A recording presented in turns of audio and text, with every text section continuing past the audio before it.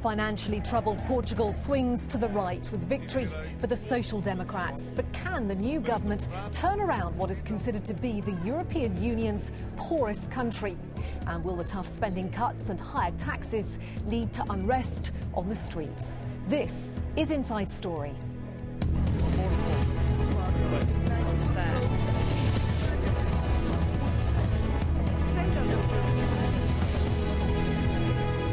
Hello there and welcome to the programme. I'm Felicity Barr.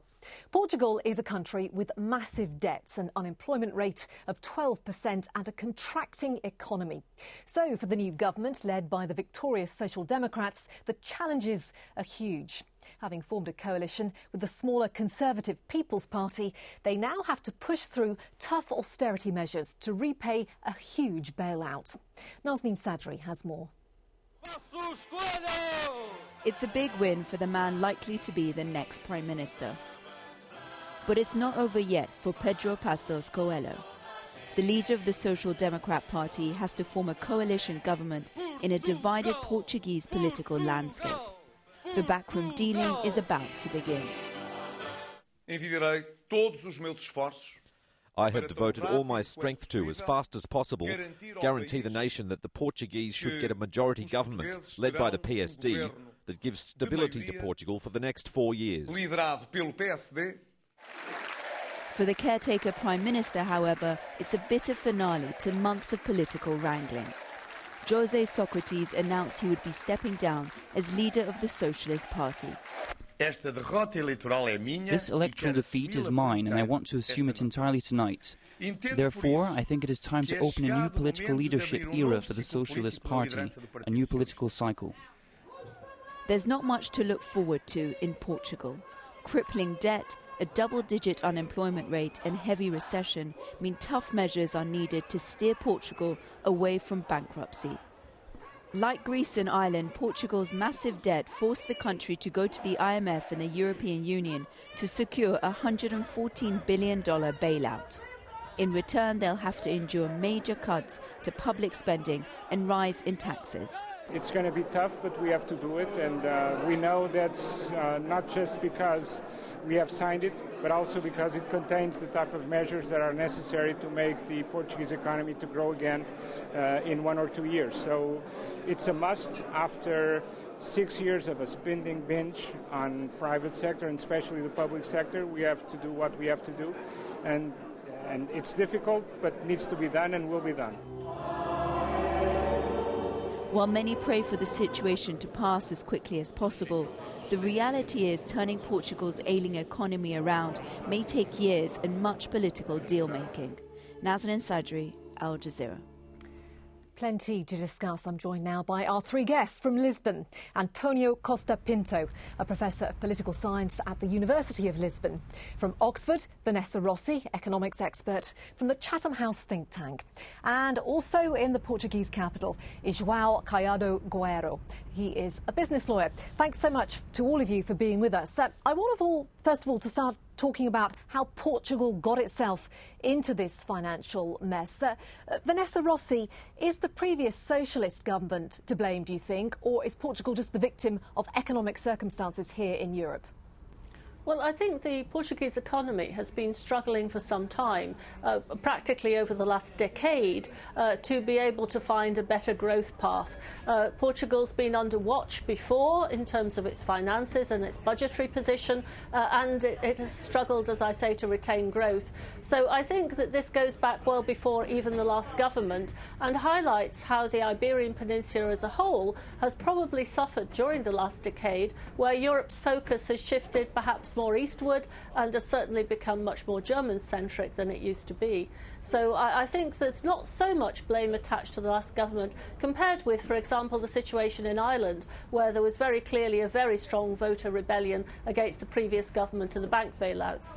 Well, Antonio, the people have definitely moved towards the right. Is that because they blame the previous socialist government, do you think? Yes, in a way it is, because they blame the government, for the austerity measures. What they will get, it will be, of course, austerity measures again in the next 2 or 3 years. But I think above all, that's the usual solution of Portuguese democracy. See, to give you a clear figure, the minoritarian government of the Socialist Party, who just lost the elections, did win in 2009 with 36% of the votes. The Social Democrats, the centre-right, did win with 38% of the votes. The main difference is on the centre-right, and the Portuguese are used already to that option, it's always possible to do a coalition government. And that's why Portugal is going to have a stable majority coalition government in the next couple of years. And João, is this the result that the business world had been hoping for? I think so. We needed a majority to assure that for the next 4 years we had a government that may go on with the reforms that the Portuguese economy and that Portugal so desperately needs. The country has been stalling for years on major reforms, on labor law, on renting law, on privatization, on many other aspects of our economic life. And I think that a strong government is absolutely needed to fulfill the agreements that were signed with both the IMF and the European Union. Because I'm sorry to interrupt. I'm just going to pause there because I do actually want to focus now on Pedro Passos Coelho. Many people haven't heard of him. He's risen from relative obscurity to become Portugal's Prime Minister in waiting. So who exactly is the man who was once nicknamed Mr. Nice Guy by the German Chancellor, Angela Merkel? Well, the 46-year-old grew up in Angola before returning to Portugal. He led his party's youth movement from 1990 to 1995 and was elected a Member of Parliament in 1991. In 2001, he was awarded an economics degree and was later involved in a number of businesses. But although he has been an MP for many years, he has no government experience. Also, Coelho is a keen opera singer and is said to have once auditioned for the Portuguese version of the musical My Fair Lady. So, João, we know that Coelho can sing, but he doesn't have any government experience. Is he the right man for the top job? I think he is absolutely the right man for the top job. He has very good and very important political experience. He has, I think David Cameron wasn't also on government before becoming Prime Minister of England, and he's doing quite a good job. So I think Pedro Passos Coelho is clearly the man for the job. He's a new face. He's coming in strong. He has strong roots in the party. Don't forget he was the head of the Social Democratic Youth Organization. So he has also some private side experience working on a big business group. He's the man for the job. He's the man of the moment.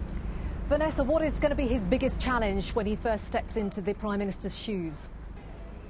Well, he's probably going to need to be as much of a Mr. Nice Guy as he can be in order to persuade people in Portugal of the programme he will have to undertake. It's a very tall order, and that very much the economic programme will be dictated by the terms of the bailout and by the conditions applied. So actually he will have not so much direction of the economic policy so much as the presentation of it, and perhaps particularly important in Portugal will be the effort to engage the business community in looking at the way forward for the economy. This is the essential way out of the crisis. Paying back the debt is one issue, but you won't be able to do it unless you get the economy working again. And so perhaps he will have to persuade everyone to go ahead with some of the reforms that have been stalled for so long. So as I say, I think being Mr. Nice Guy may actually help out. Antonio, does he have a strong enough mandate to push through all the reforms that he wants to do? Yes, I do think so. But let me talk, Passos Coelho, in a way, it's not very much different in terms of background of other politicians, of Socrates, who just lost the elections. It's a semi-professional politician. He was born in the youth of the Social Democratic Party. So, you know, the basic fact is that he's going to have a majority. But I would like to stress one central issue. Three parties did sign the agreement with the International Monetary Fund and the European Union. And some of the reforms, a majority is not enough.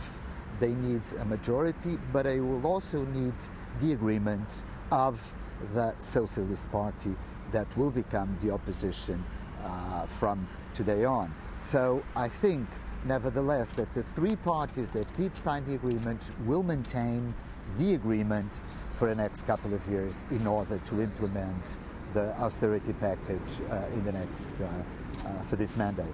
João, do you agree? Do you think the socialists, the defeated socialists, are going to be willing to back the reforms that the new government wants to carry out? Yes, they agree to the conditions of the bailout, but of course the actual minute details of what reforms and what restructuring are needed haven't been worked out yet, have they? No, they haven't, but I think we all hope that the Socialist Party understands that this is a program that they negotiated. It's a program that Portugal entered into very much because the Socialist Party has been in government for 13 of the past 15 years and for the last 6. So I think everybody in Portugal hopes that the Socialist Party rises to the occasion, understands that this memorandum of understanding signed with both the IMF and the European Union, well, there are actually 2 memorandums, but that is in many ways a tripartite agreement between the Portuguese democratic parties to move the Portuguese society forward and out of this. So I think we all expect the best from the Socialist Party, and we hope they delivered. And I think I've read on some press that Passos Coelho was looking to have some kind of parliamentary agreement also with the Socialist Party, which I think would make all the sense. I have to say, Vanessa, that the new government isn't going to have much time to get its act together before the first EU IMF officials arrive in Lisbon, I think next month, to actually check on the progress of how Portugal is doing. And what they say is key, isn't it? Well, we also very much hope that there are not the problems that we saw with Greece, where as the government changed, we actually had more revelations about problems in the economy. I think that's not too likely in Portugal, and I certainly think there's a chance that there'll be more unity across the parties in terms of the emergency measures. It's also a little bit more breathing space that there seems to have been a new deal put together for Greece, which will at least avoid an immediate default for that country. And hopefully Portugal can use this time to build the coalition, build its future, rebuild its future in a way that will convince investors, convince the IMF and the EU partners that it actually has a good way forward. Because without this, Portugal will land in a similar situation to Greece in a year's time, with more problems about potential bailouts. That would be very bad news. Well, Antonio, the Prime Minister in waiting has already said he intends to carry out reforms almost immediately. But how quickly can he do that? He has to form this coalition first, of course. Yeah, that's easy the way the coalition, because do not forget that these 2 parties have been in the past in government. As a matter of fact, the current president of the European Union did a coalition also with the Popular Party. So the Portuguese are used to this, but political elites also. They have an old experience in negotiation. So I have no doubts that in a couple of weeks, Portugal will have a government and an efficient government. As a matter of fact, the main problem, let's not forget it, because I think it's important, is some of the measures are in the way economic engineering, social engineering. Some of the measures that Portugal will be forced to implement in the next couple of months, as a matter of fact, in the next year and a half or 2, we are not sure about the results. So there are dimensions of the program that the Portuguese government is going to implement that are not exactly just a question of goodwill. We will see how markets react, and we will see also how the current crisis of the euro will develop. Well, João, it's interesting, isn't it? Because there has been some talk that the entire constitution of Portugal might have to change somewhat if those structural reforms can take place. Do you think that's likely, and do you think the socialists would back a change in Portugal's constitution to push through some of the advanced reforms that the new government's going to want to do? That depends a lot on the new leadership of the Socialist Party. The Portuguese constitution is very dated from a very agitated period with actually a communist government between 11 March 75 and 25th November 75. And it's interesting because, as you know, I'm a lawyer, the articles voted during that period are very different from those after the 25th of November, when Portugal really became a democracy. So one would expect the Portuguese Socialist Party to look at how dated the constitution is, and together with the PSD, the Social Democrats, be able to make a constitutional revision that will be more welcoming to investors. Because if you read the Portuguese constitution literally, and you're an international investor, you're going to be terribly scared. You know, on agriculture, there's the principle of public ownership of the land. Now, we all know nobody applies this, so if nobody is applying it, it's probably better to get it out. And of course, on healthcare and also on labor law, there are some reforms that would be called and would be important to take on. Well, Vanessa, we're just talking there a little bit about the labour laws. They're quite strict labour laws in Portugal. Presumably the financial world, the business world, would like to see those relaxed. It's not just what the business world would like to see, but I think in terms of the creditors, those who are owed the money of Portuguese debts, they would also like to see some changes which will be helpful for growth. It's not whether they're changes in the labour laws or property laws or whichever, it's because these are going to be helpful for the future growth of the economy.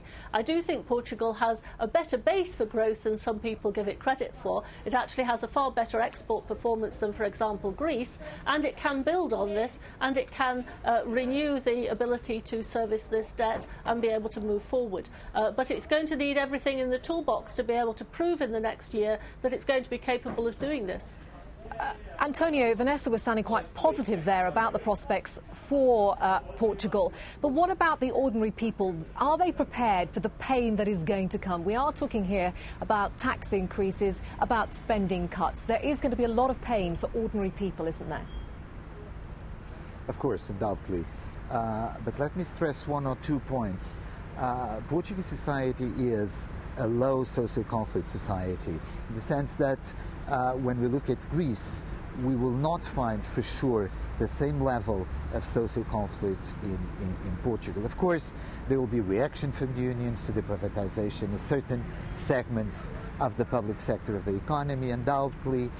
But as far as we can see, and the past is the only way, in a way, to do it. As far as we can see, I'm not very pessimistic about social conflict as a problem. So, as for instance, in what regards the revision of the Constitution. I'm so sorry to interrupt. I just want to check with you, Antonio. You don't believe that people are going to come out on the streets in great numbers, because of course they have in neighbouring Spain, for example. Yes. We might have the same kind of a sort of a mini version of the current social mobilization in Spain, but I don't think it will be central, and I don't think it will block the process of reform that Portugal needs in the next 2 years.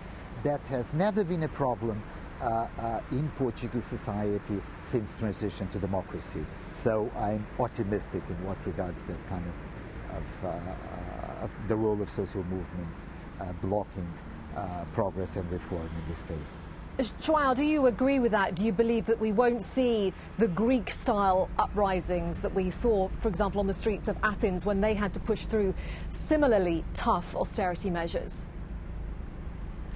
I agree with Antonio's view. I think certainly there will be strikes. These strikes historically have been concentrated on the public sector, and something that we hope is, for instance, privatization of the transportation industry, which would help break the back of some unions that strike and have a lot of effect but don't really have many members. And I think in general what you've seen in the private sector is that people don't strike because they're afraid to lose their jobs, and things can get on with negotiation. You'll see certainly some agitation, some crowds on the streets. That's normal in a situation like this. But in 1983 we had a very successful program with the IMF, and I think this time we have a second chance of doing well. And as we were saying earlier, the nice guy image of Mr. Passos Coelho may help him sell the Portuguese people the idea that we have to do some short-term sacrifices for a longer-term benefit, and that makes absolutely sense. So I'm optimistic on that sense. Vanessa, how is the rest of Europe looking at Portugal at the moment? Because clearly measures do need to be undertaken to encourage growth in Portugal. I mean, the predictions are it's going to contract by 2% in the next year and the year after that. Well, I think this is why this time around we've had these programmes, as I began saying at the very beginning of the show, that there have been problems and programmes for Portugal for some time. I think this time round there needs to be much more effort at the microeconomic level to look at where viable businesses can grow and how you can have some more trickle down across Europe. It's clear the North European economies now are doing relatively well, Germany particularly, Sweden, Scandinavia, Poland and so forth.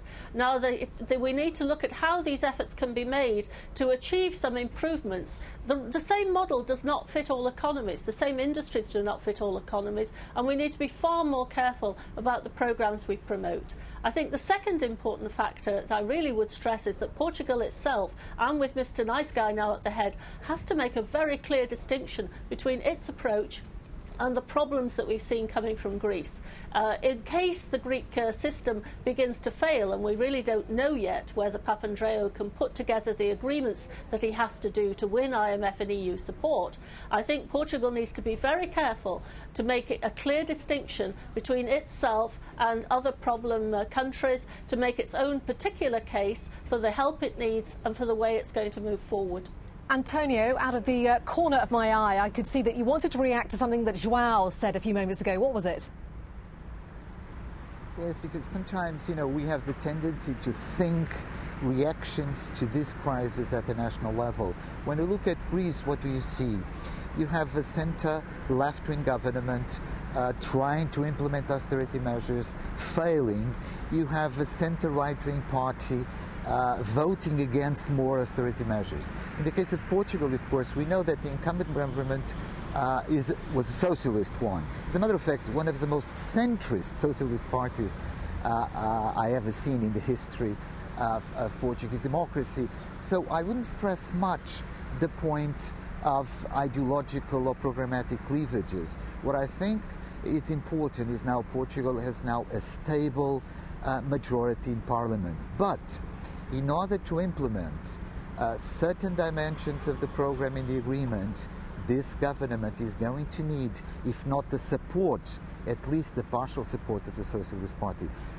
What Portugal do not need, of course, is a sort of a radical version of implementation of certain dimensions of the agreement, because if the Socialist Party do not cooperate, then we will have social conflict. Then we will have a right-left cleavage, and that's exactly what Portugal does not need. OK, we're coming towards the end of the time that we've been allotted. I want to ask all three of you some final questions, really. First of all, with João, do you believe that Portugal will now be able to meet its bailout conditions and repay its debt on time? I mean, just how optimistic are you? I think the Portuguese government will do an enormous effort to fulfill the agreements it has with the International Monetary Fund and the European Union, and I think we'll be able to accomplish that. To be quite frank, I think the business community thinks that to use a new word, the reprofiling of our debt will be necessary. Our debt is around 3 times GDP, private and public debt, and in an environment of rising interest, that seems very, very difficult to fulfill those agreements. So I think that we need to get the economy growing, but most business communities think that we'll be able to get the economy growing enough to repay on time all this debt may not be possible. Vanessa, I'm going to have to ask you the same question, but briefly, are you confident Portugal can get out of this mess? I think Portugal has the right will and intention, and that's a large part of the problem. You need to recognise what you need to do and to be willing to take measures and show that you're cooperative. Portugal's done this in the past. We hope that this time round perhaps the growth results for Portugal can be better, and therefore it will be able to come out of this problem actually not only paying off its debts but perhaps with a stronger economic model at the end of it. And again, briefly, Antonio, are you optimistic for the future of Portugal? Well, at least I'm optimistic in political terms. Will the economy react? Will some of the measures have the right consequences? I'm not so sure. But at least Portugal will have a unified political leadership to deal with this crisis. All right, must now thank my guests. We have João Caio de Correiro, Vanessa Rossi and, of course, Antonio Costa Pinto. And thank you so much for joining us here on this edition of Inside Story. As ever, we welcome your comments and suggestions, so please email them to us at insidestory@aljazeera.net. But from me, Felicity Barr, it's goodbye.